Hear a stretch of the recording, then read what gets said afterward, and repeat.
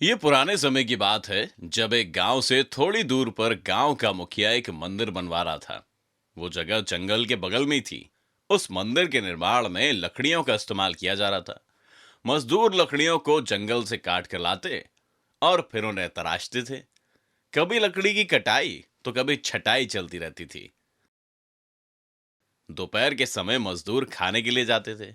सारे मजदूर रोज दोपहर का खाना खाने के लिए गांव में जाया करते थे। उस दौरान 1 घंटे तक मंदिर वाली जगह बिल्कुल सुनसान हो जाती और वहां कोई भी नहीं रहता था। एक दिन दोपहर के खाने का समय हुआ तो सभी जाने लगे। खाने का समय हो गया। चलो भाई, खाना खाने चलते हैं। एक लकड़ी अभी आधी कटी थी, लेकिन खाने का समय हो जाने के कारण उस मजदूर ने आधी चिरी लकड़ी के बीच में एक लकड़ी का खूंटा फंसा दिया, ताकि जब वो दोबारा चीरने के लिए आए तो आरी फंसाने में आसानी हो। जैसे ही मजदूर वहां से गए, वैसे ही शैतान बंदरों की एक टोली वहां पहुंच गई। उस समूह में एक बंदर बहुत ही ज्यादा शरारती था। हे, ऐसी चीजों को देखकर ही मन में खुरापात सूझती है। शरारती बंदर वहां पड़ी चीजों को उल्टा पुल्टा करने लगा और वहां पड़े मजदूरों के औजारों से खेलने लगा। बंदरों के सरदार ने जब उसे ऐसा करते हुए देखा, ओए चिरकुट बंदर, ज्यादा शैतानी ना करो वरना मुश्किल में पड़ जाओगे। सरदार बंदर ने बाकी सभी बंदरों को भी वहीं रखी चीजों को छेड़ने से मना किया। हम यहाँ सिर्फ मीठे फल खाने आए हैं, चुपचाप खाओ और फुर्ती में यहाँ से 9 2 11 हो जाओ। कुछ समय बाद सारे बंदर फल खाकर जंगल की तरफ वापस जाने लगे, लेकिन उस शरारती बंदर के मन में तो कुछ और ही चल रहा था। अब मैं रखी इस हवा से खेल सकता हूँ। ई वो शरारती बंदर सबसे नजर बचाकर पीछे रह गया और वहां पड़े मजदूरों के सामान के साथ उधम मचाने लगा। शरारत करते करते उस बंदर की नजर उस आधे चिरे लकड़ी के टुकड़े पर पड़ी, जिस पर मजदूर ने लकड़ी का खूंटा लगाया था। खूंटे को देखकर बंदर सोचने लगा, अरे, ये तो बहुत ही कमाल की चीज लगती है यार। जरा देखो तो इसमें है क्या। बंदर तो उस लकड़ी के टुकड़े से खेलने लगा और फिर लकड़ी में लगे उस खूंटे को बाहर निकालने के लिए खींचने की कोशिश करने लगा। दम लगा के है ईशा। बंदर को तो यह भी पता नहीं था कि यह खेल उसको मुसीबत में डाल देगा। बंदर के ज्यादा जोर लगाने पर वो खूंटा हिलने और खिसकने लगा, जिसे देखकर बंदर खुश हो गया। ओए होए, ये तो मजेदार है। बंदर और जोर लगाकर उस खूंटे को सरकाने लगा। वो उस लकड़ी के खूंटे को निकालने में इतना मगन हो गया कि उसे पता ही नहीं चला कि कब उसकी पूंछ लकड़ी के दोनों पार्टों के बीच में आ गई। बंदर तो बस अपनी धुन में लगा हुआ था। बस थोड़ा सा और, अरे मैं जीत जाऊंगा। बंदर ने और ताकत लगाई और कुछ ही देर में वो खूंटा निकलकर बाहर गिर गया। लेकिन खूंटा निकलते ही लकड़ी के दोनों भाग चिपक गए और बंदर की पूंछ लकड़ी के दोनों पार्टों के बीच बहुत बुरी तरह फंस गई। आई मर गया, मेरी पूछ मत जाओ। पूंछ के फंसने पर बंदर दर्द के मारे चिल्लाने लगा। बंदर चिल्लाए जा रहा था और तभी मजदूर वहां पहुंच गए। बंदर ने जैसे ही मजदूरों को देखा, वो उन्हें देखकर भागने के लिए जोर लगाने लगा और ज्यादा ही जोर लगाने की वजह से बंदर की पूंछ टूट गई। हाय, मेरी प्यारी पूछ टूट गई। बंदर बेचारा चीखते चिल्लाते हुए टूटी हुई पूंछ लेकर भागता हुआ अपने झुंड के पास पहुंचा। बंदर के वहां पहुंचते ही सभी बंदर उसकी टूटी हुई पूंछ देख कर हंसने लगे और सरदार बंदर ने उस बंदर से कहा, ओए मैंने तेरे को समझाया था कि ज्यादा शरारत तो तुझे मुश्किल में डाल देगी, और वही हुआ। शिक्षा। हमें अपने बड़ों की बात माननी चाहिए, क्योंकि उससे हमारी भलाई होती है। कनक वन का राजा था कनक शेर सिंह। बहुत ही खतरनाक और क्रूर था। उसे जो भी चीज चाहिए होती वो हासिल करके ही मानता था। शेर का बच्चा छोटा शेर भी उसके पिता की तरह घमंडी और क्रूर होता जा रहा था। शेर का जब भी मन करता जंगल के किसी भी जानवर को मारकर खा लेता। पापा, आज मुझे खरगोश खाना है। सभी जानवरों ने मन ही मन शेर का डर बना लिया, क्योंकि किसी को नहीं पता था कि शेर का अगला नंबर किसका है। लेकिन कुछ जानवर शेर के व्यवहार का विरोध भी करते थे। कछुआ। कुछ भी हो जाए, मैं शेर का विरोध करूंगा और उसका भोजन नहीं बनूंगा। एक बार शेर का बच्चा जंगल में टहलने निकला, पूरी अकड़ में, लेकिन किसी जानवर से उसकी झड़प हो गई और शेर का बच्चा घायल हो गया। शेर तो इस बात से बहुत ही नाराज हो गया। बता बेटा, तेरा यह हाल किसने किया? अभी उसको मार डालता हूं। वो लंबा था, बड़ा था, ताकतवर था। शेर समझ नहीं पाया कि वो जानवर कौन है, लेकिन उसने अपने बच्चे की सुरक्षा के लिए एक बॉडी गार्ड रख लिया। एक सांड, एक मोटा तगड़ा सांड। तुम हमेशा मेरे बेटे के साथ रहोगे ताकि इसे कोई जानवर परेशान ना कर सके, समझे? अब शेर का बच्चा जहां भी जाता, सांड भी उसके साथ जाता और छोटे छोटे जानवरों पर दादागिरी करता। कभी कभी जानवरों से बहुत बुरा बर्ताव भी करता। शेर का बच्चा ये सब देखकर बहुत खुश होता और हंसते हुए तालियां बजाता। बहुत दिनों तक तो यही चलता रहा। अब जंगल के सभी जानवर तंग आ चुके थे, लेकिन एक दिन शेर का बच्चा यूं ही खेलते हुए कछुए से जा भिड़ा। ए कछुए, मुझे सलाम कर, नहीं तो ये सांड तेरा कचूमर बना देगा। मैं नहीं करता, जो करना है करो। कछुए की बात सुनकर शेर के बच्चे को गुस्सा आया और सांड भी गुस्से से लाल होकर कछुए को मारने के लिए आगे बढ़ा, लेकिन कछुआ धीरे से अपने खोल में घुस गया। अरे ये तो डर के छुप गया, सांड मार डाल उसे। सांड ने खूब कोशिश की, हर चाल चली, लेकिन कछुए के सख्त कवच को जरा भी नुकसान नहीं पहुंचा पाया। सांड अब सारी कोशिश करके थक चुका था और उसे हार मान ली। शेर का बच्चा रोता हुआ अपने पापा के पास पहुंचा और पूरी बात बताई। उस कछुए की मौत आ गई है, अब मुझे ही जाना पड़ेगा उसे सबक सिखाने। शेर कछुए को मारने के लिए निकला, लेकिन दूसरी तरफ कछुआ भी तैयार था एक योजना के साथ। सांप भाई, शेर से लड़ने के लिए मुझे तुम्हारी मदद चाहिए, तो मुझे अपना थोड़ा सा जहर दे दो ताकि मैं शेर को सबक सिखा सकूं। कछुए ने सांप का जहर ले लिया और तब तक वहां शेर भी दौड़ता हुआ आ गया। शेर को दौड़ता हुआ देख सभी जानवर छुप गए, लेकिन कछुआ वहीं डटा रहा। शेर ने गुस्से में दौड़ते हुए कहा, कछुए, तूने मेरे बेटे के संग पंगा लेकर बहुत बड़ी गलती कर दी है। अब मैं तुझे मार डालूंगा। इतना कमेंट ठीक नहीं है, तुम्हें जानवरों के साथ अच्छा व्यवहार करना चाहिए, वरना तुम्हें पछताना पड़ेगा। शेर ये सुनकर बहुत गुस्से से भर गया। छोटे से जानवर, तेरी ये मजाल कि जंगल के राजा को धमकी दे, रुक। शेर ने कछुए पर हमला कर दिया और उसे खाने की कोशिश करने लगा, लेकिन कछुआ तो अपने सख्त खोल के अंदर छुप गया। कछुआ अंदर से ही बोला, शेर, अभी भी तुम्हारे पास समय है, अपनी गलती मान लो तो सब ठीक हो सकता है, वरना बहुत बुरा होगा।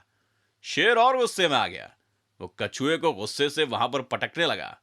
कछुए का सब्र अब टूट चुका था। ठीक है शेर, अगर तुम नहीं मान रहे तो भुगतो।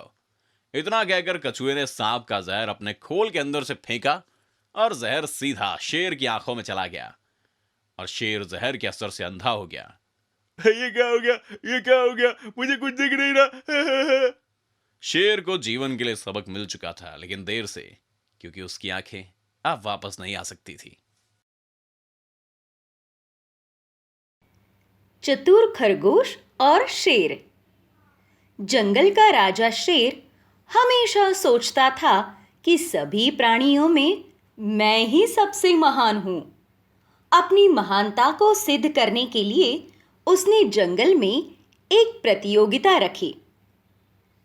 उसने सभी प्राणियों को उसके लिए चुनौती देने कहा। उस चुनौती में उसे जो हराएगा, उस प्राणी को राजा की विशाल और आह्लाददायक गुफा में रहने का अवसर मिलेगा। सभी प्राणियों को वह गुफा बहुत ही पसंद थी। गर्मी के दिनों में वहां ठंडक होती थी और ठंड के मौसम में अंदर गर्म वातावरण होता था। उसी गुफा के बाजू से एक नदी बहती थी, जिसका पानी तो बहुत ठंडा होता था। शेर राजा को चुनौती देने के लिए सबसे पहले भालू आया। भालू ने कहा, आप मेरे साथ लड़ाई कीजिए, जो भी पहले जमीन पर गिरेगा वो हार गया। शेर ने चुनौती को स्वीकार किया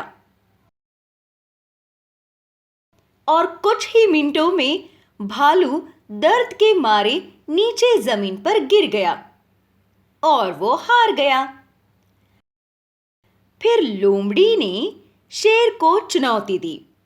लोमड़ी ने कहा, शेर राजा, अगर मेरे पहले आपने 10 शिकार कर लिए तो आप जीत गए और मैं हार गई। बोलिए, मंजूर है? शेर ने कहा, हाँ हाँ, क्यों नहीं, मैं इस चुनौती को स्वीकार करता हूं। शेर तो शिकार करने में बड़े ही माहिर थे। देखते देखते बिल्कुल आधे घंटे में ही शेर ने 10 शिकार कर लिए। और वहां लोमड़ी को 10 शिकार करने के लिए 2 घंटे लगे। तो ये चुनौती भी राजा ही जीत गए। चतुर खरगोश ये सब देख रहा था। उसे राजा की गुफा बहुत पसंद थी।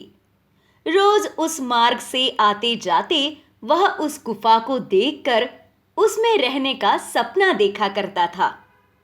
इसीलिए उसने सोचा कि ये तो बड़ा अच्छा मौका है अपने सपनों वाली गुफा में रहने का।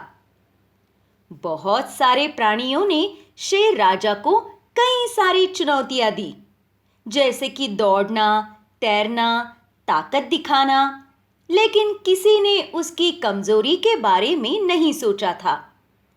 खरगोश ने सोचा, राजा जी तो बहुत ही बड़े हैं और छोटी सी जगह में काम करने योग्य नहीं है। इसलिए वो सोचने लगा कि छोटी सी जगह में राजा कैसे रेंग सकता है। बहुत देर सोचने के बाद वह राजा के पास आया और उसने कहा, राजा जी, आपके लिए मेरे पास एक चुनौती है। शेर ने हंसते हुए कहा, अच्छा मेरे छोटे दोस्त, क्या है चुनौती, बोलो बोलो। खरगोश ने कहा, आपको एक बिल खोदना होगा। खरगोश की चुनौती सुनकर शेर राजा तो आश्चर्यचकित हो गए। राजा ने ये पहले कभी भी नहीं किया था, इसलिए पहले तो उसने इस चुनौती का इनकार कर दिया। लेकिन फिर बाकी सब प्राणी राजा पर हंसने लगे और बोलने लगे कि राजा तो बोलता था कि मैं कुछ भी कर सकता हूं, सब झूठ है। ये बात पर राजा को बहुत गुस्सा आया और उसने चुनौती स्वीकार की। उसने खरगोश से 1 दिन का वक्त मांगा इस चुनौती की तैयारी करने के लिए। उसने देखा कि बिल बहुत ही छोटे छोटे और गोल गोल होते हैं और वह जमीन में बहुत अंदर तक फैले हुए होते हैं। दूसरे दिन खरगोश और राजा एक जगह पर मिले।